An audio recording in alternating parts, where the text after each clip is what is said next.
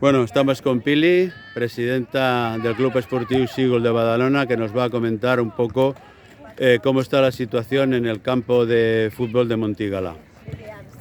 La situación del campo está cada vez peor porque no tiene mantenimiento de nada, o sea, las vallas llevan años rotas, el campo hace 6 años que no se riega, los niños están jugando un partido y se caen y se sollan todas las piernas porque es deplorable que esté así.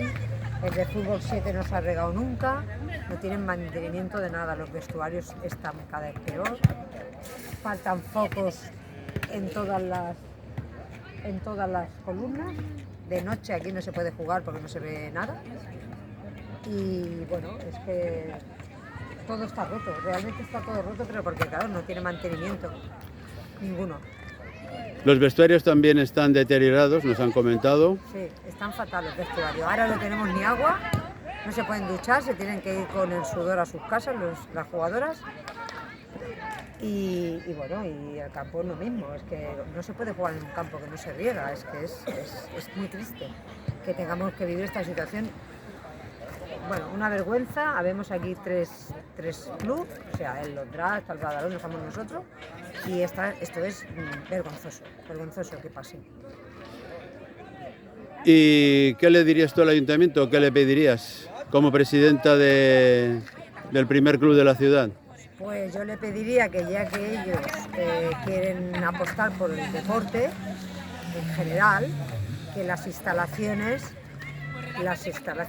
se hagan las cosas necesarias para poder practicar el deporte. Porque no se puede practicar el deporte en estas condiciones.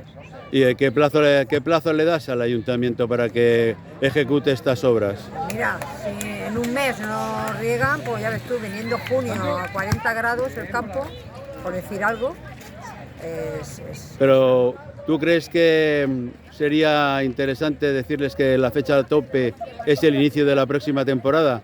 Que ya todos los campos se tienen que trillar y se tienen que regar.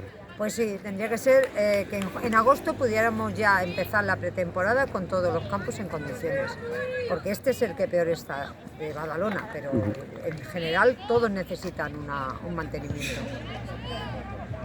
Muy bien, pues esperemos que los equipos que vengan a visitarnos no tengan que utilizar la espuma seca para poder asearse en un vestuario. Pues sí, la verdad. Gracias, que sí. Pili, por contestar a nuestras preguntas. Gracias.